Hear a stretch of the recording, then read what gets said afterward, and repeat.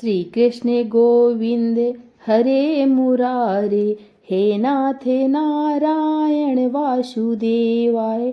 राधे राधे दोस्तों, आप सभी का श्रद्धा ब्लॉग में बहुत बहुत स्वागत है। आज हम आपके लिए अथ सोमवार व्रत कथा लेकर आए हैं, तो कथा पूरी सुनिएगा और अच्छी लगे तो प्लीज लाइक, चैनल को सब्सक्राइब जरूर कीजिएगा। सेठ को संतान नहीं होने का था और पुत्र प्राप्ति की चिंता में वह हर समय बेचैन रहता था। वह पुत्र प्राप्ति की कामना से प्रति सोमवार को भगवान शंकर का व्रत और पूजा नियमानुसार करता था और सायंकाल को शिव जी के मंदिर में धूप दीप जलाया करता था। उसकी सच्ची श्रद्धा भक्ति देखकर एक समय श्री जगन्नाथ माता पार्वती ने श्री भगवान भोले भंडारी से अनन्य विनती के साथ हाथ जोड़कर कहा कि हे त्रिलोकीनाथ, यह सेठ आपका भक्त है, इसलिए आप इस पर कृपा कीजिए और इसकी मनोकामना पूर्ण कर दीजिए। श्री पार्वती जी की बात सुनकर देवों को देव श्री महादेव जी बोले कि हे गिरजा, यह संसार एक कर्म क्षेत्र है। यहाँ प्राणी कर्म करने को ही शरीर धारण करता है।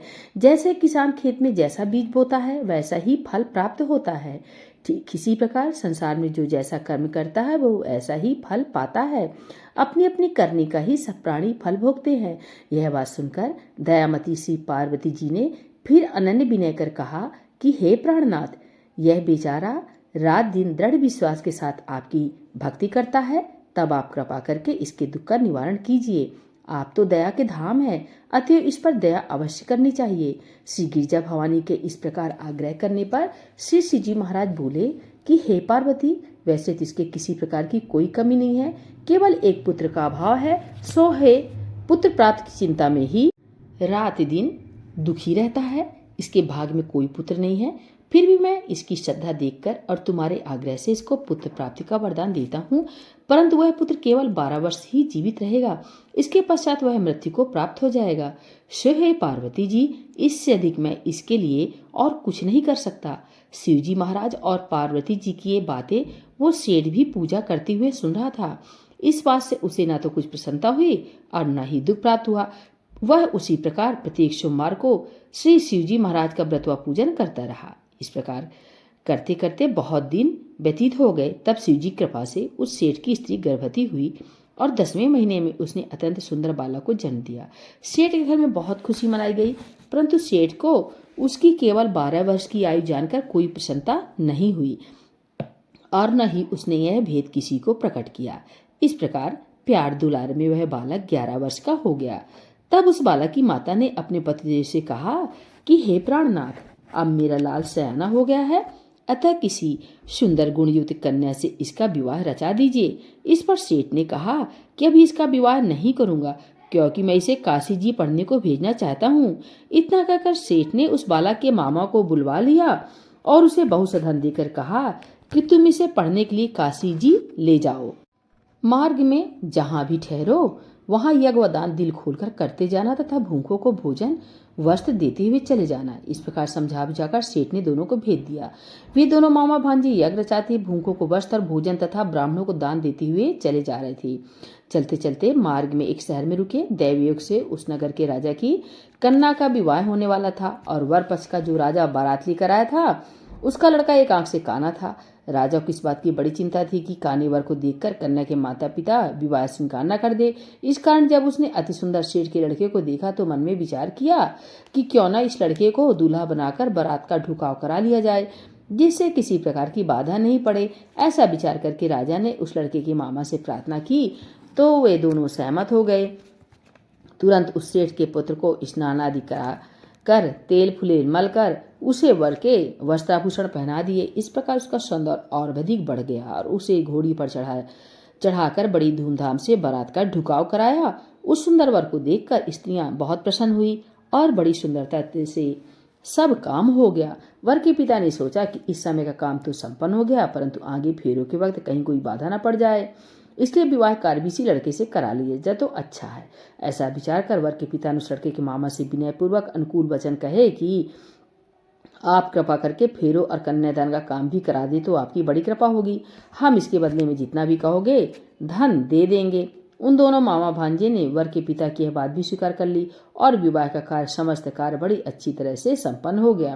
परंतु जब लड़का महल में गया और प्रेमालाप करने के बाद राजकुमारी सो गई तो उसने राजकुमारी की चुंदड़ी के पल्ले पर लिख दिया कि तेरा विवाह मेरे साथ हुआ है, परंतु जो राजकुमार तुझे ब्याहने आया है वह एक आंख से काना है, इसलिए उसके बदले मुझे दूल्हा बनाकर सत्कार कराया गया। अब तुझे उसी के साथ भेजा जाएगा और मैं काशी जी पढ़ने जा रहा हूँ।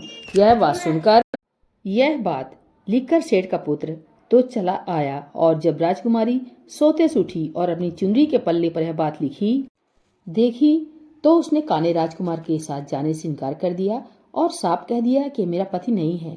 मेरा विवाह जिसके साथ हुआ है वह तो काशी जी पढ़ने गया है। यह रहस्य जानकर राजकुमारी के माता पिता ने राजकुमारी को विदा नहीं किया और बारात को खाली ही लौटना पड़ा। बारात के लौट जाने के पश्चात राजकुमारी ने ब्रह्मचर्य व्रत के साथ साथ सोमवार का व्रत करना शुरू कर दिया। उधर उस सेठ का लड़का अपने मामा के साथ काशी में पहुंचकर विद्याधन के साथ नित्यप्रति यज्ञ करता और याचकों तथा ब्राह्मणों को दान देता। इस प्रकार लड़के की आयु 12 वर्ष की हो गई। तब एक दिन उन्होंने यज्ञ रच रखा था कि उस लड़के ने अपने मामा से कहा, आज मेरी तबीयत ठीक नहीं है। यह सुनकर उसके मामा ने भीतर लेटकर आराम करने को कहा। मामा की आज्ञा पाकर सेठ का लड़का अंदर जाकर सो गया और सोते ही सोते उसके प्राण निकल गए। थोड़ी देर बाद जब उसके मामा ने देखा तो उसे मरा हुआ पाया। यह देखकर उसे बहुत दुख हुआ। फिर उसने सोचा यदि इस समय रोना पीटना किया तो यज्ञ अधूरा रह जाएगा, अतः उसने धैर्य धारण कर यज्ञ को संपूर्ण कराया और ब्राह्मणों को भोजन वस्त्र व दान देकर विदा कर दिया। यज्ञ में सब देवताओं सहित वहां शिव पार्वती जी भी आए हुए थे। माता पार्वती जी ने तमाम हाल जानकर और सुंदर गुणयुक्त सेठ के पुत्र को मरा हुआ देखकर शिव जी से कहा कि हे प्रभु, यह तो उसी सेठ का पुत्र है जो कि आपके वरदान से हुआ था। पार्वती जी की बात सुनकर शिव जी ने कहा, पार्वती, इसकी आयु इतनी ही थी सो ये भोग चुका। तब पार्वती जी बोली कि हे प्रभु जी, यज्ञ में समस्त देवताओं सहित आपने जो भोग यज्ञ के ग्रहण किए हैं वे सभी निषेध हो गए, क्योंकि यह यज्ञ के समय से ही मरा पड़ा है, इसलिए आपको इसे जीवन दान देना चाहिए। दूसरे एक अबला के साथ इसका विवाह हुआ है और वह आज तक आपका व्रत व पूजन प्रत्येक सोमवार को करती है। उसकी आत्मा की पुकार को आपका व्रत और पूजन कर रहा है। क्या वह आपका परम भक्त इसका मरना सुनकर दुख नहीं पाएगा? सो हे प्रभु, आप कृपा करके इसे जीवन दान दीजिए। इस प्रकार पार्वती जी के बार बार आग्रह करने पर शिव जी ने उसको जीवन दान दे दिया। तब शिव जी की कृपा से वह सेठ का लड़का पुनः जीवित हो गया और शिव पार्वती कैलाश को चले गए। अब वह लड़का और उसका मामा प्रसन्नचित उसी प्रकार यज्ञ करते कराते हुए अपने घर को वापस लौटे और उसी नगर में आए जहां उसका विवाह हुआ था। वहां पर जब उन्होंने उस नगर में यज्ञ आरंभ कराया तो खबर पाते ही रानी उस सेठ के लड़के को पहचानकर उसे राजमहल में ले गए और वहां उनकी बहुत खातिरदारी की। इसके बाद बहुत सारा धन दे दास दासियों सहित अपनी लड़की और जमाता को विदा कर दिया। अब वे सब उसी प्रकार यज्ञ रचाते हुए अपने नगर में आ गए।